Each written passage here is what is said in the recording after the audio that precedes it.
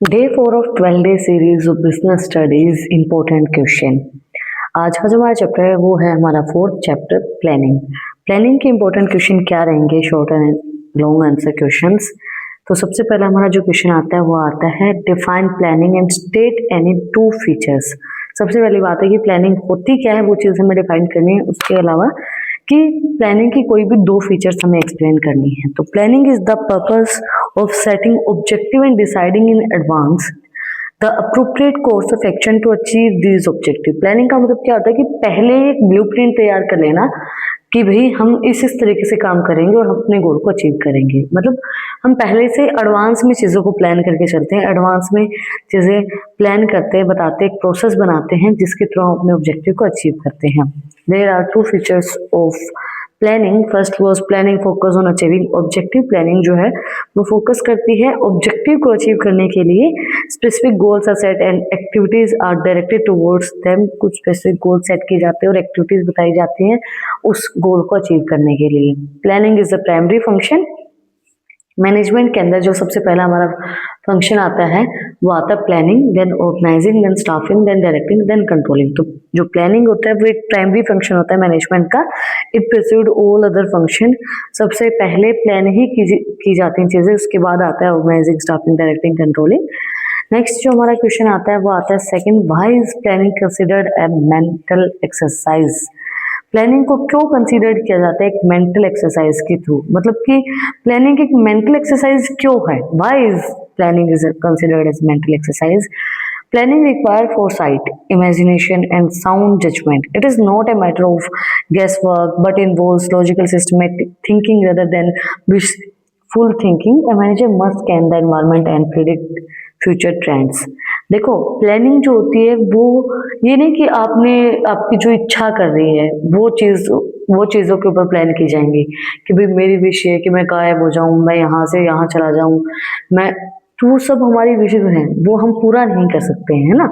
तो प्लानिंग जो है वो इमेजिनेशंस पे काम नहीं करती है, जजमेंट्स पे काम नहीं करती है। प्लानिंग लॉजिक के ऊपर काम करती है, सिस्टमैटिक थिंकिंग के ऊपर काम करती है, ना कि विश लिस्ट जो हमारी थिंकिंग होती है उसके ऊपर काम करती है। प्लानिंग जो है वो प्रिडिक्ट करती है फ्यूचर ट्रेंड्स को कि भाई ऐसा कुछ हो सकता है, तो उसके अकॉर्डिंगली हम चीज़ों को पहले ही प्लान कर लेते हैं।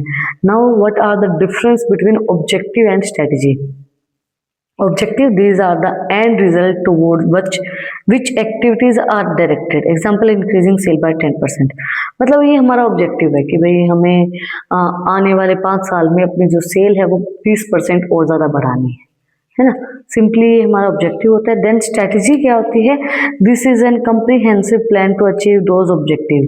Consider the business environment. Example, use aggressive social media marketing to reach their that 20% sale goal. Strategy का मतलब क्या होता है कि जो ऑब्जेक्टिव हमने बनाया है उसको अचीव कैसे करना है, उसकी हम स्ट्रेटजी बना रहे हैं। जैसे हमने ऑब्जेक्टिव बनाया कि हमें 20% सेल बढ़ानी है, तो हम इस तरीके की अपनी मार्केटिंग करेंगे गुड्स की सोशल मीडिया के ऊपर, जिससे हमारी जो 20% सेल है वो इंक्रीज हो जाए। ठीक है, इस तरीके से हम स्ट्रेटजीज को बनाते हैं।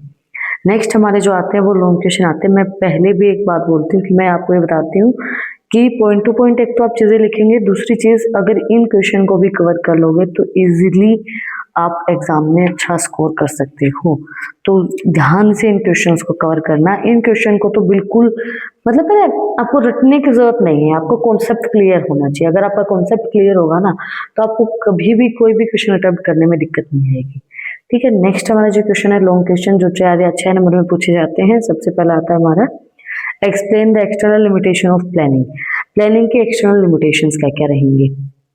External limitations are forces outside the manager control that can make a plan fail। कुछ ऐसे लिमिटेशन हैं जो प्लान को फेल कर सकती है, हमारी प्लानिंग को फेल कर सकती हैं। वो क्या है, सबसे पहले कि अगर गवर्नमेंट की पॉलिसीज के अंदर चेंजमेंट आ गया है, गवर्नमेंट ने जैसे जीएसटी ले आई थी, इंपोर्ट ड्यूटीज वगैरह होती हैं, सडन चेंज इन टैक्सेशन और import export duties can well thought but out business plan useless.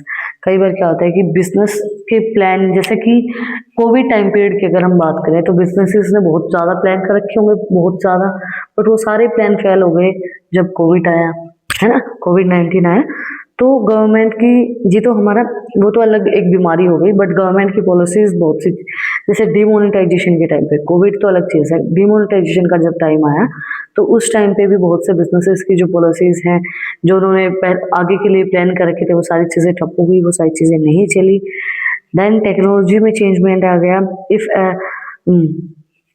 competitor introduce a revolutionary technology, example moving from 4G to 5G, your current production plan might become obsolete।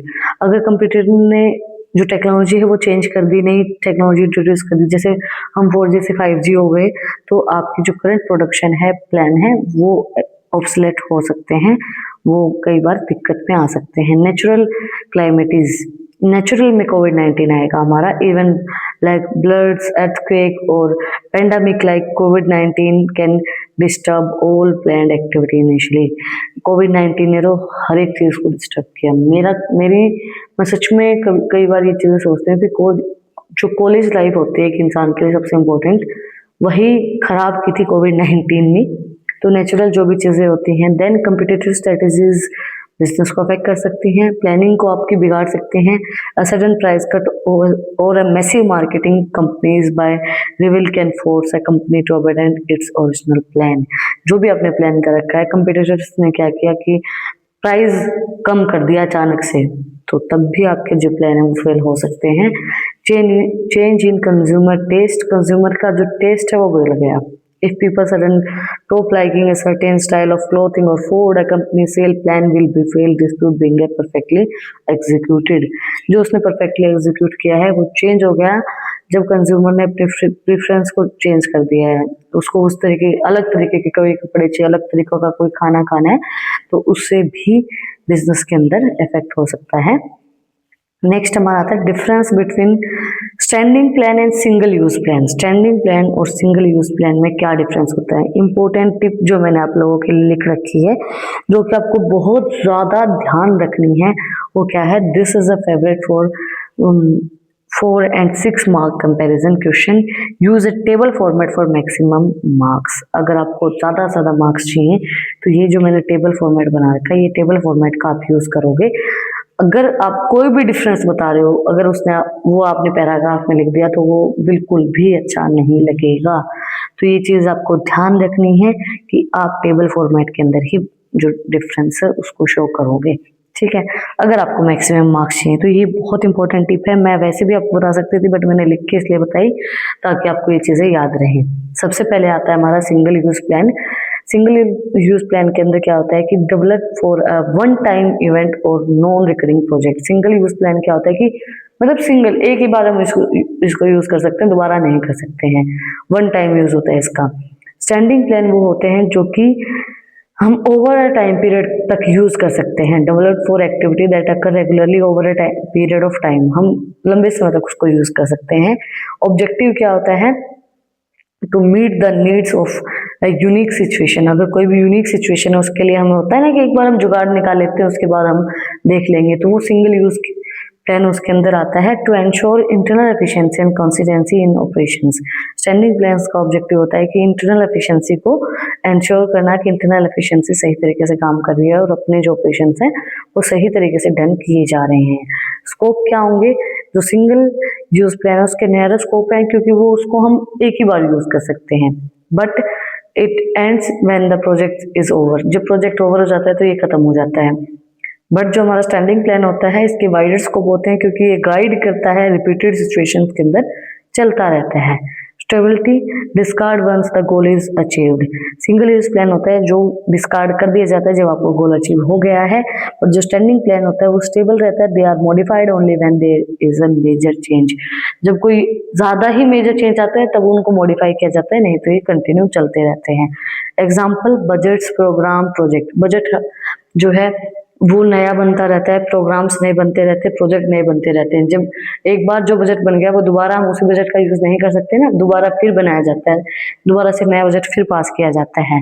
But जो standing plans होते हैं उसके अंदर जैसे policies लंबे समय तक चलती रहती है, जब तक कोई दिक्कत नहीं हो, कोई प्रोसीजरमेंट है, कोई मेथड्स हैं, कोई रूल है, वो चलते ही रहते हैं। अगर कोई भी मतलब ऐसी दिक्कत ना आ रही हो, कोई भी मेजर चेंजेस उसके अंदर ना करने पड़ रहे हो, तो वो चलती ही रहती हैं। नेक्स्ट हमारा जो क्वेश्चन आता है वो आता है explain the various type of plan, the 8 elements. जो टाइप्स ऑफ प्लान है उनको हमें एक्सप्लेन करना है। सबसे पहले जो हमारा इंपॉर्टेंट पॉइंट है जो आपको याद रखना है वो क्या है, इंपॉर्टेंट टिप लगा लो, पॉइंट लगा लो। You might be asked to explain 4 and 5 of these in detail, they are building blocks of the planning process. ये प्लानिंग प्रोसेस के बिल्डिंग ब्लॉक्स हैं, ये पूछे जा सकते हैं 4 या 5 नंबर में। इंपॉर्टेंट क्वेश्चन है, मैं जितने भी आपको क्वेश्चन करवा रही हूँ, मैं फालतू का कोई भी क्वेश्चन आपको नहीं करवा रही हूँ, ठीक है। सारे इंपॉर्टेंट क्वेश्चन है, इनके अलावा चाहे मत पढ़ना पर ये जरूर पढ़ के जाना। मतलब पढ़ना मतलब अगर आपको टॉप करना है तो अलग बात है, लेकिन अगर आपको एक मैक्सिमम मार्क्स मतलब 60-70 तक पहुंचना है तो आराम से इनसे आ जाएंगे। इनको पढ़ के चले जाना, ठीक है। इनको ध्यान से पढ़ना, बट आपको पता होना चाहिए क्वेश्चंस घुमा के भी पूछे जा सकते हैं, जरूरी नहीं डायरेक्टली ये जो मैंने क्वेश्चन बताए यही पूछे जाएंगे, चीजें यही होंगी, घुमा के पूछी जा सकती हैं। सबसे पहला हमारा पॉइंट आता है ऑब्जेक्टिव, द एंड गोल आपका क्या है कि भाई आपको to reach 100 crore turnover this year, मतलब भाई आपका एंड गोल ये है कि मुझे इस साल 100 करोड़ का फायदा उठाना है, टर्नओवर करना है। Strategy, a comprehensive plan to face the environment को फेस करने के लिए आपकी क्या स्ट्रेटेजी, क्या प्लान है। Example, trying up with the local distribution to increase reach. अब आप जो लोकल डिस्ट्रीब्यूशन चैनल हैं, लोकल जो लोग हैं उनसे अटैच हो रहे हैं, उनसे ट्राइंग अप कर रहे हैं, उनसे मिल रहे हैं ताकि आप अपने रीच को बढ़ा पाएं। Policies, general guideline for thinking, example company policies to promote from within the organisation.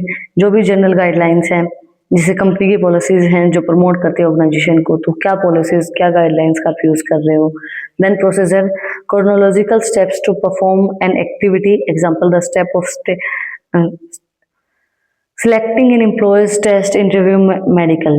उसके बाद क्या प्रोसीजर रहेगा उस एक्टिविटी को परफॉर्म करने के लिए, जैसे कि मतलब भाई जैसे कोई एम्प्लॉय आपको सिलेक्ट करना है तो पहले भाई टेस्ट होगा, फिर इंटरव्यू होगा, फिर मेडिकल होगा, फिर आगे जाके आप उसको सिलेक्ट करोगे, रिक्रूटमेंट होगा उसका।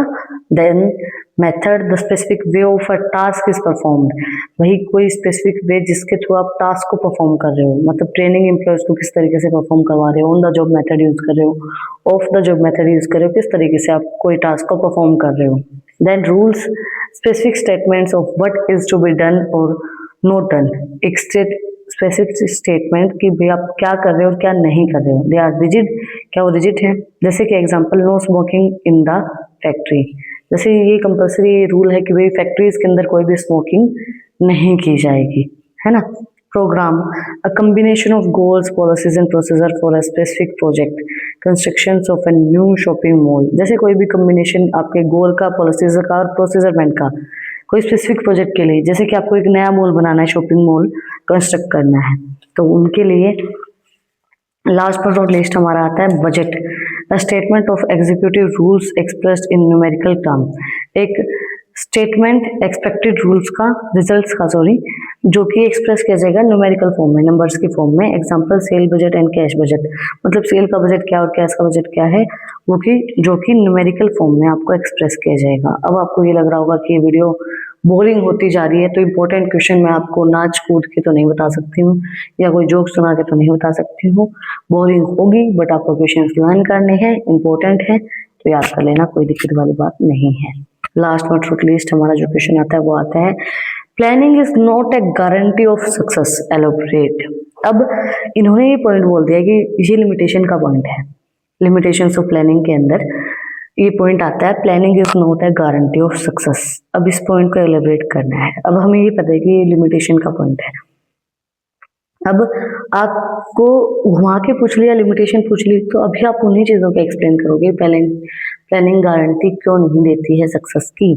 This question test your understanding of the practical reality of management, even the best plan fail because. ये क्वेश्चन मैंने आपको बताया ना कि आपकी प्रैक्टिकल रियलिटी को समझते हैं कि आप किस तरीके से चीजों को समझ रहे हो, मैनेजमेंट की चीजें आप किस तरीके से समझ रहे हो। सबसे पहला हमारा आता है false sense of security. Manager often think that because they have a plan they don't need to watch the market, this lead to a compliance. देखो मैनेजर को ये लगता है कि उनके पास एक प्लान है तो वो मार्केट को नहीं देखते हैं, है ना। उनको लगता है हमें तो पता है, जैसे हम होता है ना, हमारे पास अगर कोई प्लान होता है तो हम आगे की चीज़ें नहीं सोचते हैं, हम उसके कोई सर्कमस्टांसेस नहीं सोच के चलते हैं, उसके बारे में कुछ गलत नहीं सोचते हैं। बट कई बार वो चीज़ें फिर हमारे ऊपर उल्टी पड़ जाती है, तब हमें समझ में आता है कि ये तो हमने सोचा ही नहीं था। तो जो मैनेजर होता है वो उन चीज़ों के बारे में नहीं सोचता है, तो फॉल्स सेंस ऑफ सिक्योरिटी होती है। देन डायनेमिक इन्वायरमेंट होता है, planning is based on the premises assumptions. If the assumption change, example है sudden economic crisis, the plan crash too. Planning जो होती है वो एक assumptions के ऊपर बेस्ड होती है, मतलब डायनेमिक इन्वायरमेंट पे बेस्ड होती है। मतलब हमने चीजें प्लान कर ली, हो सकता है वो एग्जीक्यूट हम ना कर पाए, है ना। बहुत सी चीजें चेंज हुई हैं हमारी कंट्री के अंदर, तो हम देख रहे हैं पहले डिमोनेटाइजेशन हुआ, फिर कोविड आया, फिर अभी सिलेंडर की दिक्कतें चल रही हैं। तो प्लानिंग जो है वो एजम्पशंस के ऊपर बेस्ड होती है, तो एजम्पशन चेंज भी हो सकते हैं, सडनली कोई भी इकोनॉमिक क्राइसिस आ सकते हैं, तो आपके प्लान भी क्रैश हो सकते हैं। Time and cost, by the time perfect plan is ready the opportunity might have passed. अब जो टाइम है वो परफेक्ट प्लान, मतलब by the time perfect plan is ready, आपका परफेक्ट प्लान रेडी है बट अपॉर्चुनिटी ही चली गई है, तो आप उस परफेक्ट प्लान का क्या करेंगे। नेक्स्ट आता है human element. Plans are implemented by people if the employees are not motivated or lack the skill, even the best plan won't work. अब जो आपके प्लान है वो इम्प्लीमेंट कर दिए गए लोगों के through, but employees he motivate नहीं है, उनके पास वो स्किल ही नहीं है उस प्लान को पूरा करने के लिए, उनके पास वो कैपेबिलिटी ही नहीं है। कैपेबिलिटी तो है बट वो करना नहीं चाहते हैं, उनके पास वो मोटिवेशन नहीं है उस काम को करने के लिए, तो आपका प्लान जो है वो किस तरीके से वर्क करेगा, आपका जो ऑब्जेक्टिव वो आप किस तरीके से अचीव कर पाएंगे। तो इसी वजह से जो आपकी प्लानिंग है वो फेल हो सकती है। जी, जरूरी नहीं है कि प्लानिंग आपको गारंटी प्रोवाइड करवाती है कि आपको सक्सेस मिलेगी ही मिलेगी। ठीक है, दैट्स इट फॉर टुडे। आज हमने कंप्लीट किए हैं चैप्टर 4 के जो भी इंपॉर्टेंट क्वेश्चन है प्लानिंग के वो। अगर आपको कुछ भी डाउट है, कुछ भी पूछना है, तो कमेंट में आप मुझसे पूछ सकते हैं।